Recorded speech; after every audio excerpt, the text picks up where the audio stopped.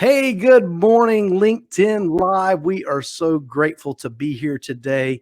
As you can see, I've got Joe Pici with me today. If you don't know Joe Pici, you need to know Joe. Joe is Global Guru's #1 ranked sales coach.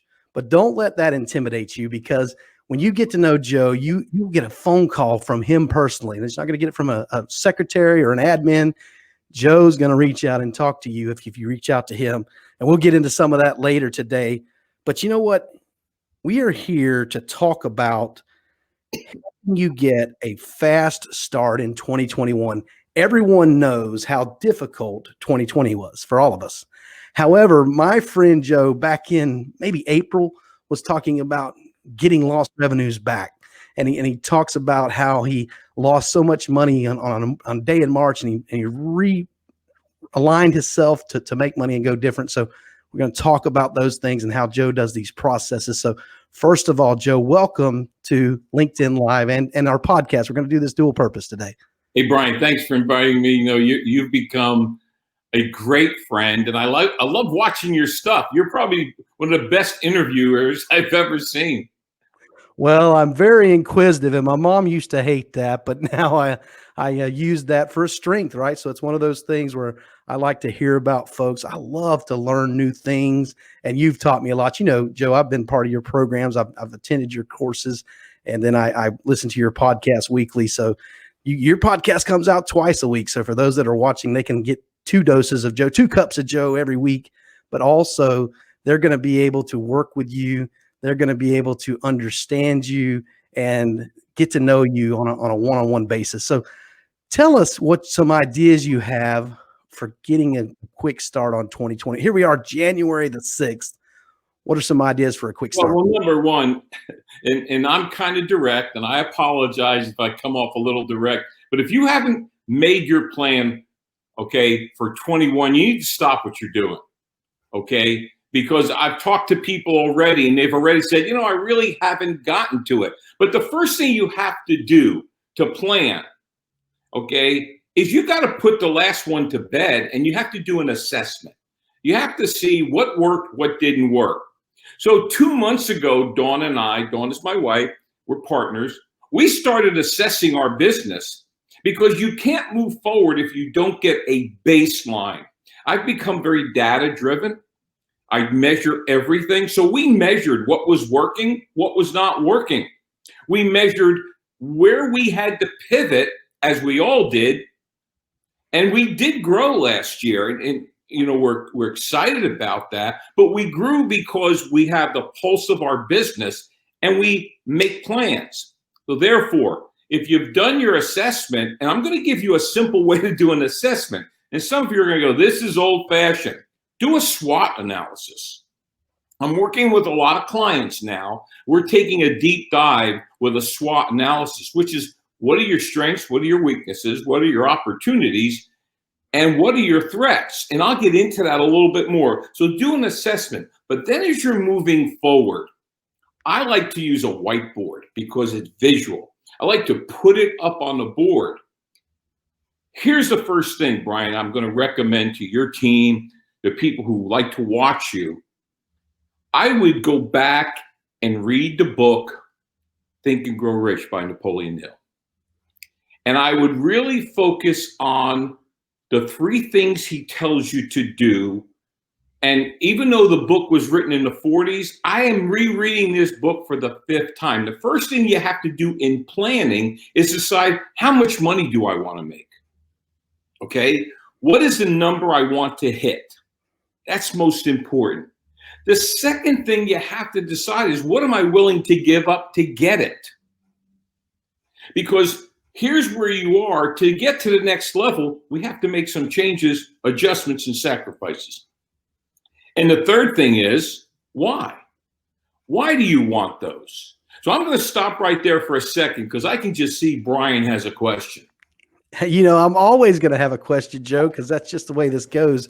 First of all, let me recognize Patrick Tinney's just made a comment. He said, good morning from Buckhorn, Canada. So thank you, Patrick Tinney. And so SWOT, you talked about using that SWOT. for those that don't know what that is, tell us how you use SWOT. I know you use those 3 questions from Think and Grow Rich, but how do you use the SWOT specifically? Okay, well, first of all, a SWOT analysis was developed many years ago, and so people thought it was the best thing since ice cream. But then, because it wasn't new, people got away from it.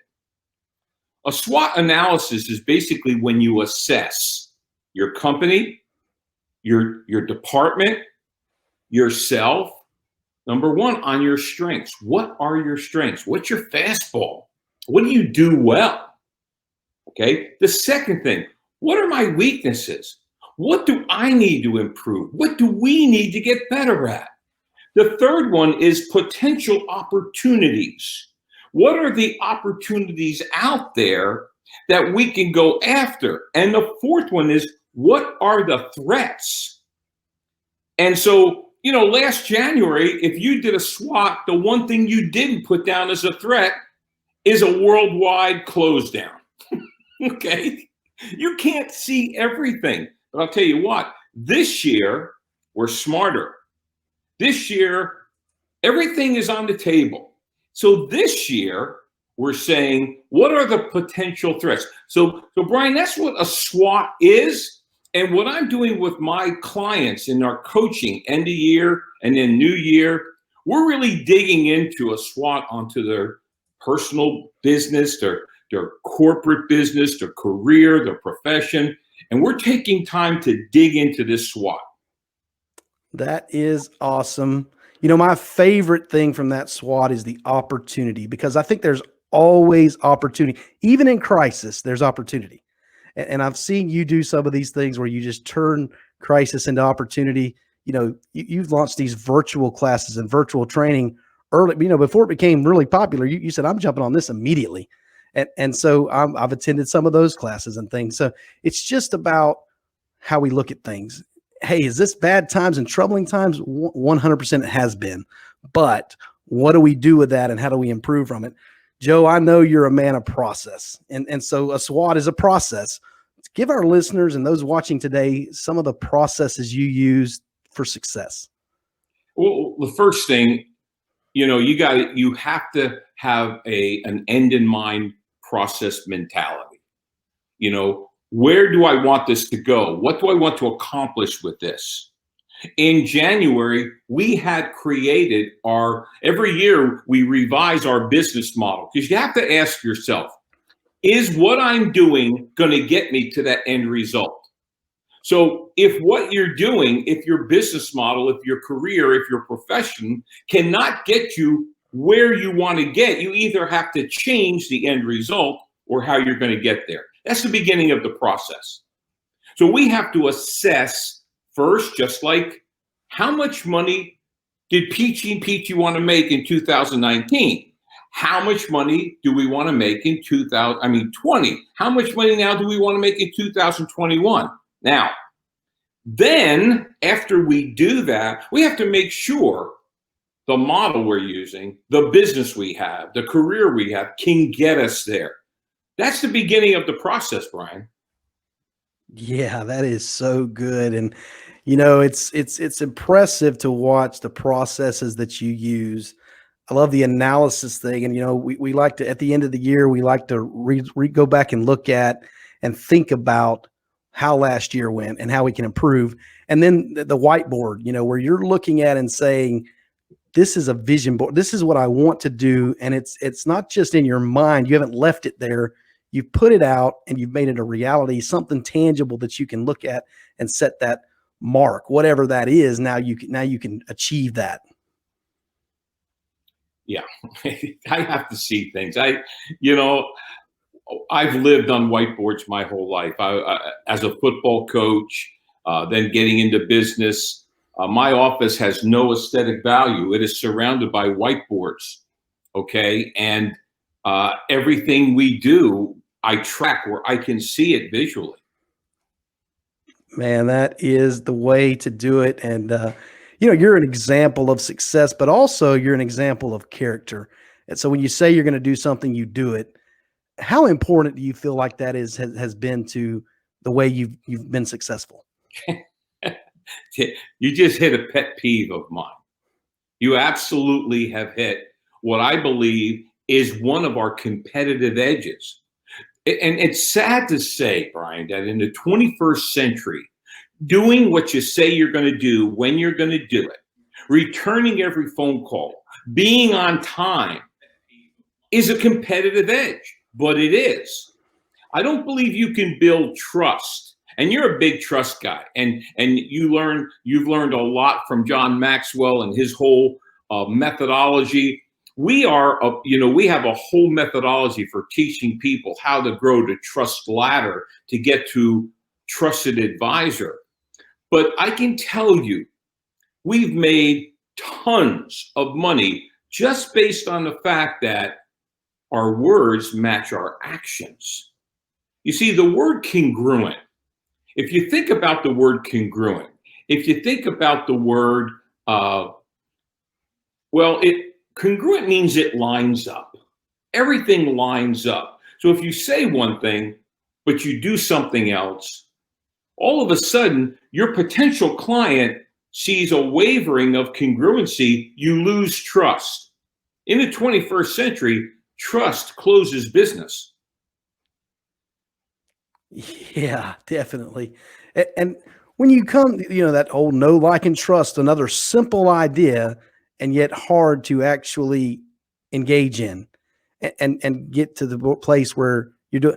And I think one thing that I know you're very good at, and I'm learning to do well, is the consistency, doing the same thing and getting good results. And I'm not talking about not changing. I mean, I know we got to make some changes, but as far as what works, keep doing it well. And as you make small steps, it turns into those big goals you had. There's practices and principles. Principles are forever. They don't go away. Principles are timeless. Practices are timely. So, for example, you take, our training. The principles of our training is 100% of the time we deliver quantifiable results. The practices may be, well, sometimes it's live, now sometimes it's virtual. Okay, so now the way we deliver, the way we work with clients, the principles of selling is you have to be able to generate leads, you have to be able to pick up the phone and quality appointment, and you have to have a great sales meeting that's consultative. That is a principle at Pici and Pici. A practice is it live or is it face-to-face or is it virtual?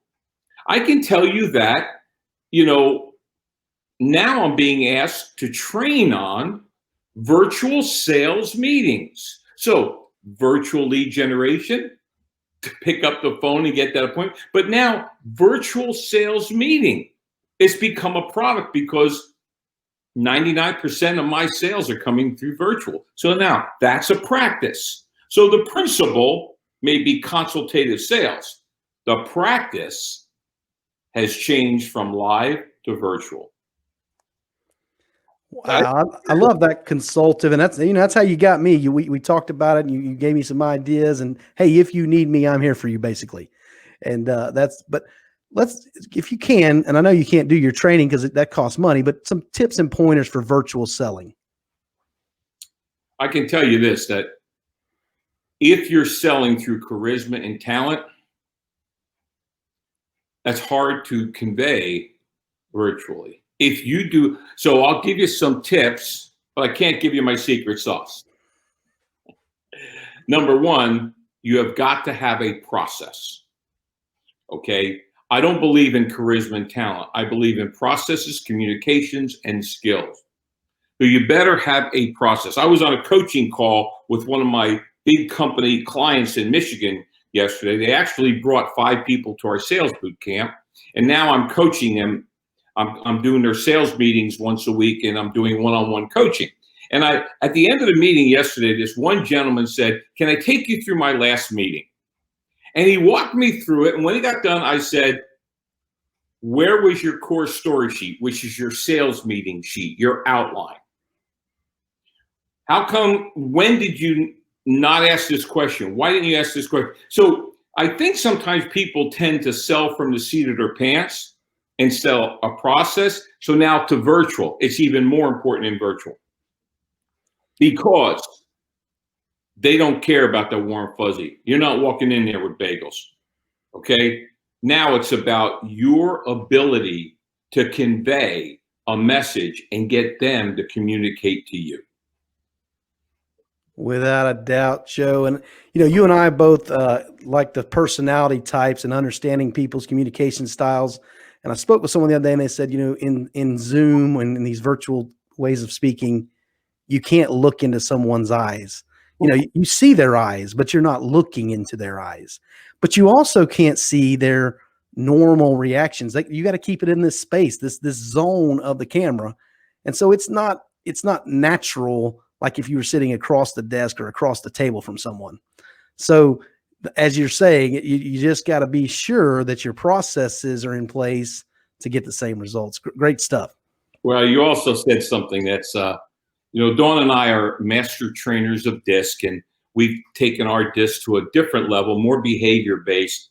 And we have to teach our clients how to assess and recognize the other people's behavior style through a phone call, through a Zoom, through a WebEx. And you can, if you break it down to tactics. If you just try to do it from, well, I thought I know, there are certain keys, whether it's Zoom, whether it's on a phone, if you're a great listener and you're really being attentive to it.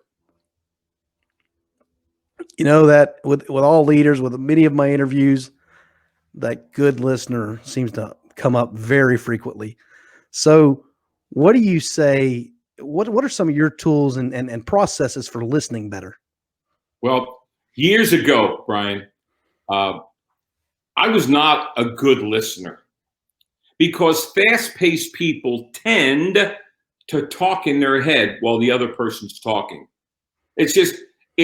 So the first thing Joe Pici had to do was learn how to quiet that down. But Dawn and I sat down and we started working through listening and saying, okay, what are the actual tactics of listening?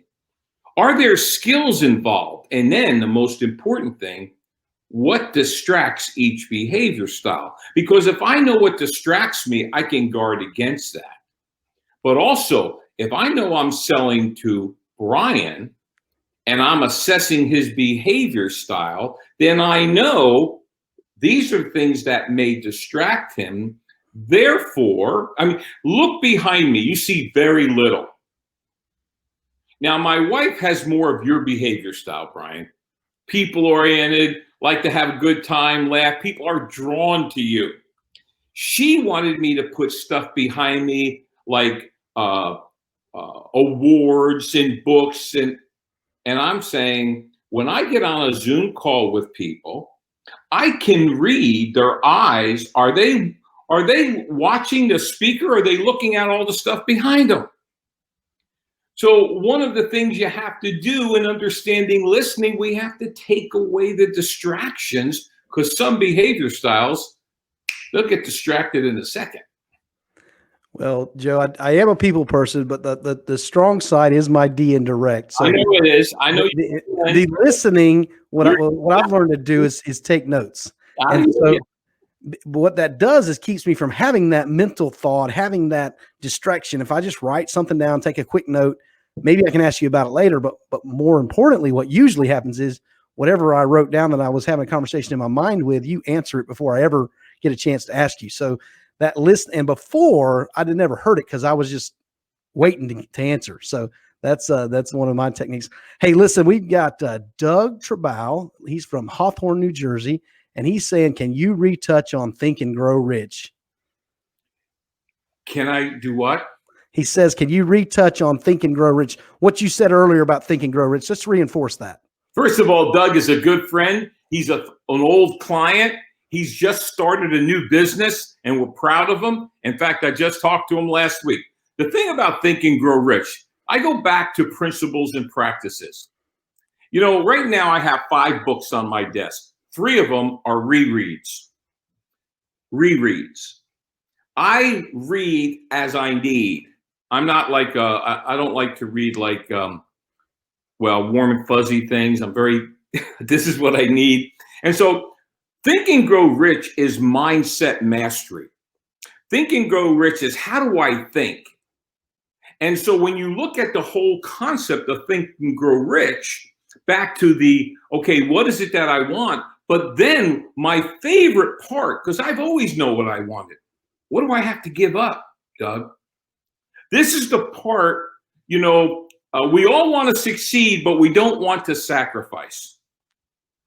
And so this is about really getting real with ourselves, really sitting down and saying, what do I need to do to accomplish that? And this is where you have to get really intense about it. Joe and Dawn Pici did not want to have to learn all the new stuff. In fact, as of last January, 95% of our training and about 50% of our coaching was live. Well, this past year, we did our 2 sets of boot camps. I did some live training for some insurance companies, but the rest of it was virtual. And my wife has just launched a whole membership Sell More Virtually platform. Now, everybody goes, wow, that's amazing. We didn't want to do that. And it cost us time and money. And so the part that I recommend all people, if you're going to get to the next level, it's going to be based on what are you willing to do. Every day you ask yourself 5 questions, Doug. What is it that I want? When do I want it? Why do I want it? What am I willing to do? What am I not willing to do? Hidden in the what am I not willing to do is the secret to your success. Without a doubt. Well, thanks, Doug, for asking that question, getting Joe to reinforce that. It's just, you can't reinforce that enough. Earlier we talked about character and integrity, and I just want those that are watching this or listening to this to understand, in May of 2020, Joe Pici put 20 people in a room for training when no one else, let's not say no one, very few people were doing live training. And I left there with a few of my team members and said, this works because Joe did something that's very difficult, has been very difficult to do. And he showed us how to do it as an example. So kudos to you, Joe, as an example, and just keep doing those things. Well, Dawn and I decided when we opened up Pici and Pici, we would never speak, coach, train, or consult on anything we do not do growing our own business. I still make 150 outbound calls a week. I sell all our training, speaking, coaching, and consulting. So Dawn is an expert at LinkedIn. Well, Pici and P, 35% of our business is coming from LinkedIn. So I think the biggest part of integrity is, do I live my message? Okay, and in our industry, the speaking industry, I'm not saying there's anything wrong with training on stuff or speaking. But the question we have to ask ourselves is, am I doing this? Am I doing what I'm teaching? Absolutely. And that's going to be where we trust someone when we see they are doing what they're teaching.